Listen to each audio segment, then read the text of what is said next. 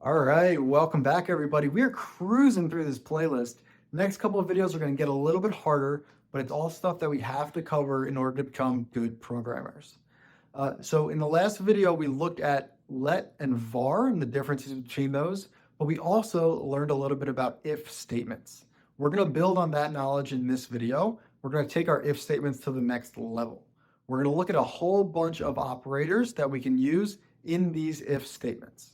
So as you guys are going to see as you start building apps or just writing code in general, all code is based on logic. And it is incredibly important to get a good grip on how to write this logic. And so that's why we're taking a whole video here to learn some of these operators. So things like greater than, less than, equal to, a whole slew of operators that we're just going to dive right into. By the end of this video, I hope you have a much better grip on how to write these if statements.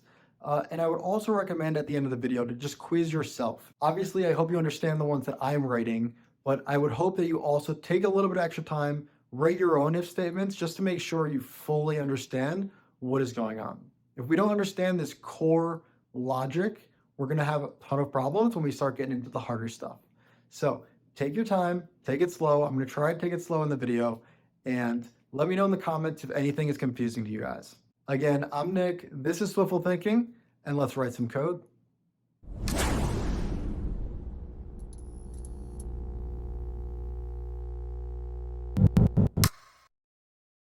All right, welcome back, everybody. My name is Nick. This is Swiftful Thinking again. Thank you for learning Swift in this playlist. That makes me so excited that you would take the time to learn it here. There's so many resources online. I do hope that this is helping somebody out there learn, maybe streamlining the learning process a little bit. That's at least the goal of this playlist. So in the last video, we looked at the difference between a variable and a constant.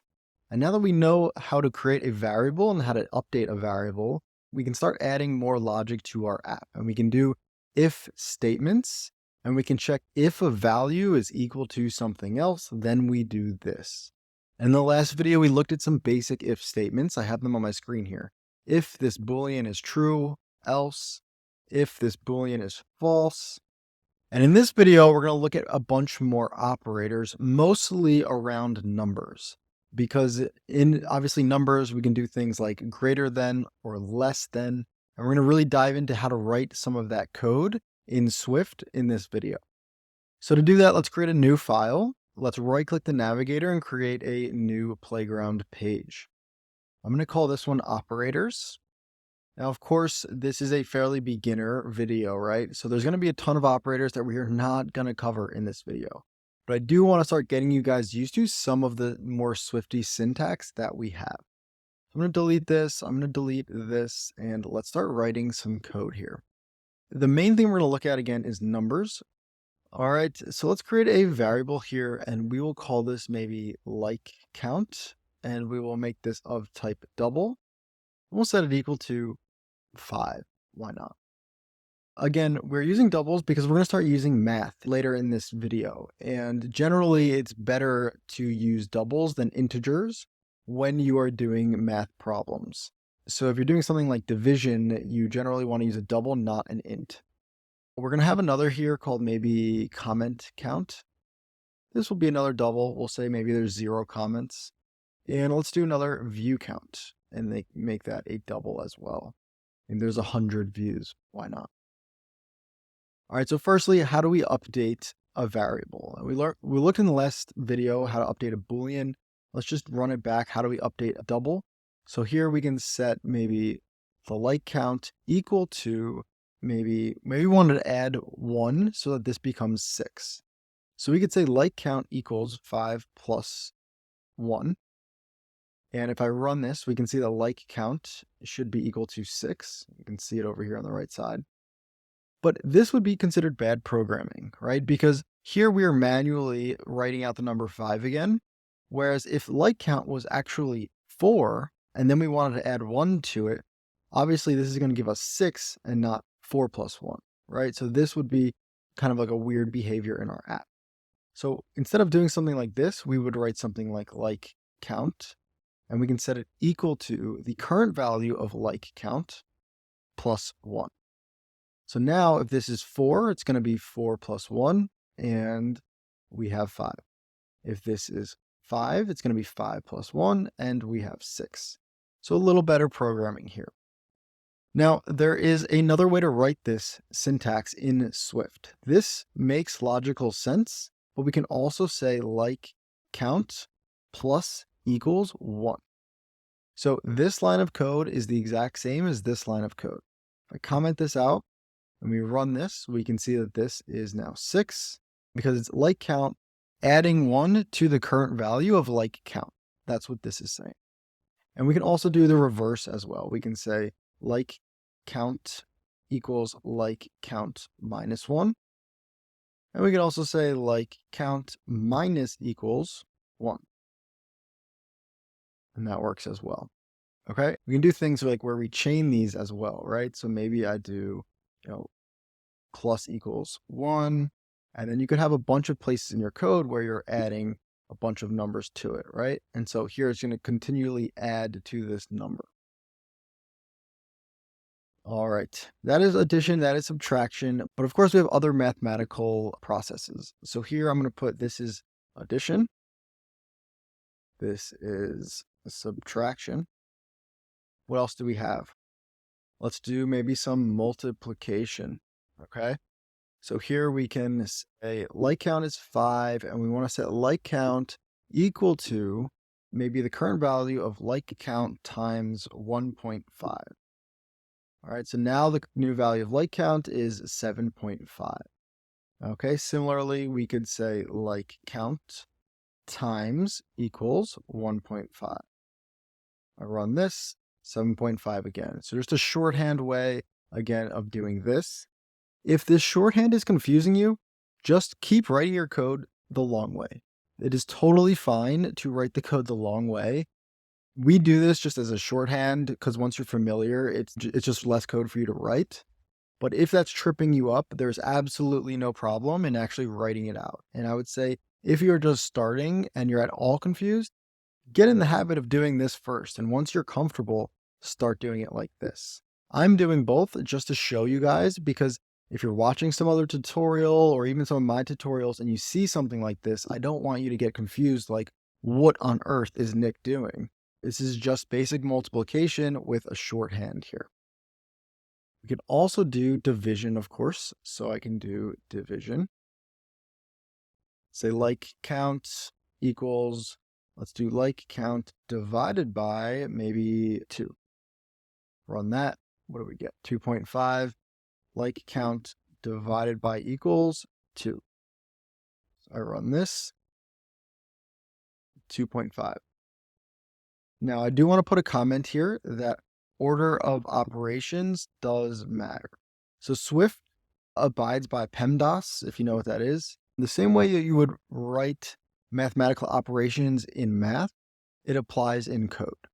So, for example, if I wanted to say like count equals, maybe I set it equal to the like count minus 1 times 1.5, okay? Now you might think that this will happen first and then this will happen second. But if you are familiar with order of operations in math, we know that multiplication takes priority over addition and subtraction. So here, this is actually 1 times 1.5, and then like count minus 1 times 1.5. And so the answer of this is 3.5. Now, just like in math, I can use parentheses. So if I wanted to change this, and I wanted this to happen first, I could put this in parentheses and run it. And now it's going to be like count minus 1. So whatever we have, 5 minus 1 is 4, times 1.5 is 6. So order of operations is the exact same as you would write it in code as you would write it if you were in a math class. All right, before we wrap up this video, I want to get into a bunch of these operators that we can use in these if statements. So in the last video, we did some basic if this is true, if this is false. But when working with numbers, we have a lot more operators that we can start to use. So again, like count, view count, comment count. I'm just going to actually comment these out, move them down here just so they're on our screen a little bit. All right. So firstly, let's check if the like count is equal to 5. So we'll say if like count is equal to 5. print post has 5 likes. If we run this, of course, it works. If in here, before we got to that line of code, we said like count maybe plus equals 1, and we ran this, of course, this is not going to run because like count is now 6. It's not equal to 5. We could do an else statement. We can say else print post does not have 5 likes. So if it's anything other than 5, this would run. And of course, it's going to print out. We could also do if like count is not, remember that exclamation mark is not equal to 5, print post does not have 5 likes. Of course, that will print out because we know it is equal to 6 right now.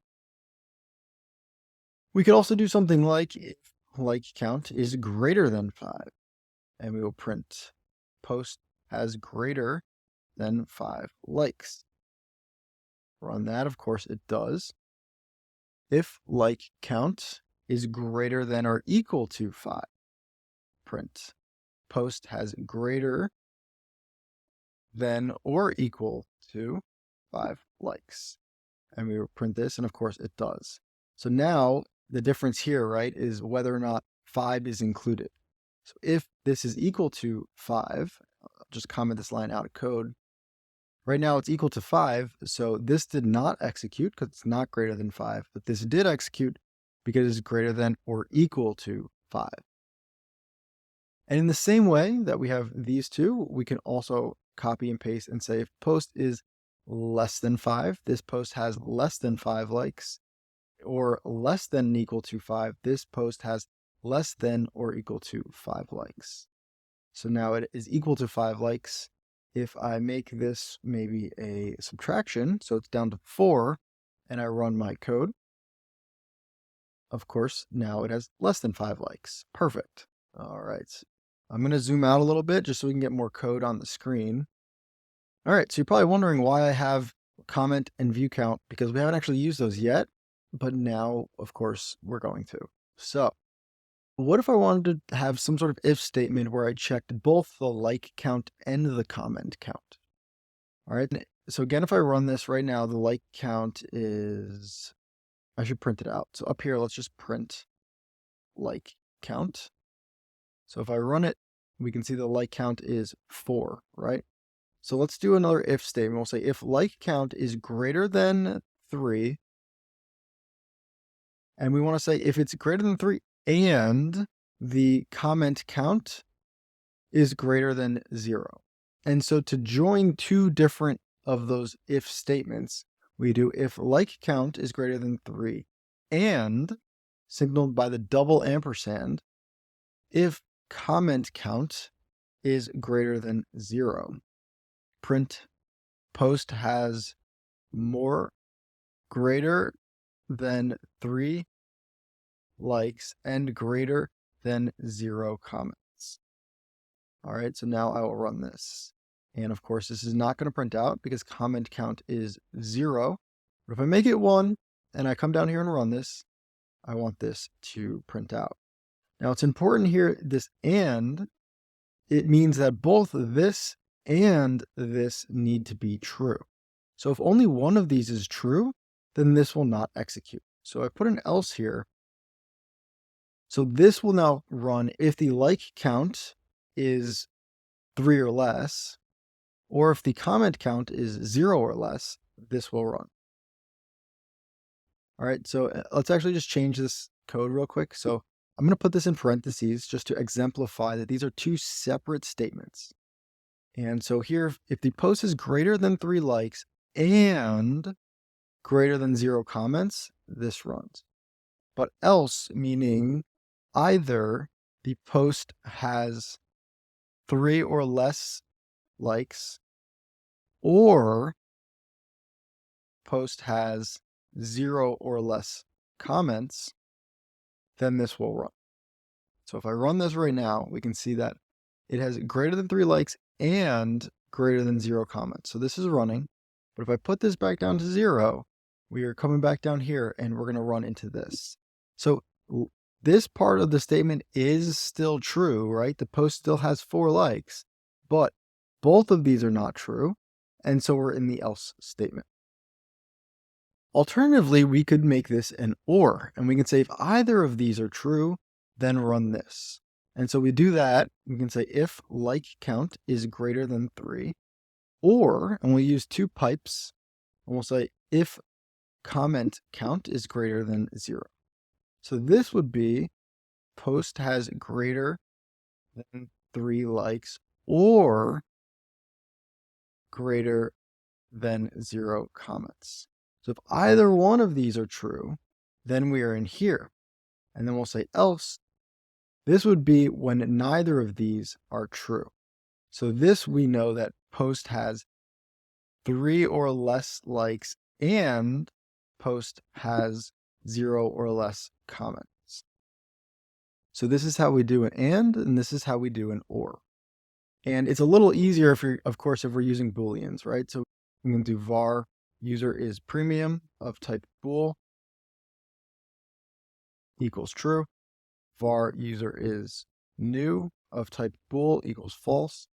And we can say if user is premium is equal to true and user is new is equal to true, then we can do something. I showed you guys how to use Booleans in the last video. If you're confused, check out the last video. A shorthand way of writing this would just be if user is premium and user is new. All right. So this code obviously is much simpler, but I'm trying to get you guys into thinking more about this logic, which is why we're using numbers, because numbers are definitely harder to grasp, I would say, than just simple Booleans. But this is kind of what we are practicing, because as we get into writing longer code, more difficult functions, the logic in our code is going to get more complex. And so we need to have a really good grip on these operators, because you're going to write, you're going to be in functions, and you need to know as the developer when these closures are going to execute. And if you don't understand these operators, you're going to get very confused on when this might execute versus this. And that's going to really slow you down as a developer. So it's good to get comfortable with this. I would recommend after this video, take some time to just like quiz yourself. I would go and make a bunch of variables and then make a bunch of if statements and play around with it. Make sure you have a good grip on a bunch of these operators. The last thing I want to show you guys, and this is going to get super confusing now, but we can chain these ands and these ors. So we could basically, in an if statement, you can have as many ands and ors and ands and ors and ands and ors as you want. Now, obviously, we want to keep our code as simple as possible, so I wouldn't recommend this if you don't need it. But we could do something like if like count is greater than 3 and comment count is greater than 0, or, and then where are we? View count, or view count is greater than, I don't know, 50, then we run this.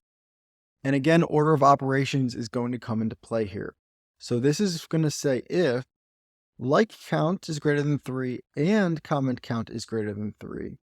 And it's going to count that as basically one true or false statement. And then it's going to say or view count is greater than 50. So we know like count is greater than 3, but the comment count we know is where's the comment count? Is equal to 0. So this will be false, right? And I don't really need the parentheses here. I'm just doing that so you guys can see it. Or view count is greater than 50. I'll print execute. So if we run this, we know the view count is greater than 50. So even though this was false, the or part was true, so this executed. If we were to change this so that we put the parentheses and grouped this together, this now means like count is greater than 3 and either of these are true. So we know this is true and we know this is true. So this should also now execute. But if we did like count is greater than 100, we know that's not true. So the fact that both of these have to be true, this and this, well, then we know this will not execute. Okay. Now we can continue this as difficult as we want to make it, right? We can do more ands, we can do more ors, and we can even include different types in the same if statement, right? So we could do something like if like count is greater than 5 or user is premium, right? So this is a Boolean, user is premium, and this is obviously checking against the number. But we can group those into the same statement. Again, now this is where I'm going to leave this video. There's a ton more that you guys can start doing and playing around with these operators. But generally, what I want to get through to you guys in this video is that the Swift language, and I think all programming languages, abide by the same order of operations that you learned in math. So PEMDAS is true. And so when we are working in our code, we need to have a very good grip on the logic in our code. All code is based in logic. So get used to writing logic. And all logic at the base root level is a bunch of if-else statements. So understand if else, if this is equal to this, if this is equal to that, and so on and so forth. And actually, I'm thinking out loud right now. The last thing that I want to show you guys is actually, so let's come down here and we can actually chain our if statements. So here we have if like count is equal to 5, do this, else do this. But what if this was false, instead of just going into an else, maybe I wanted to check against something else.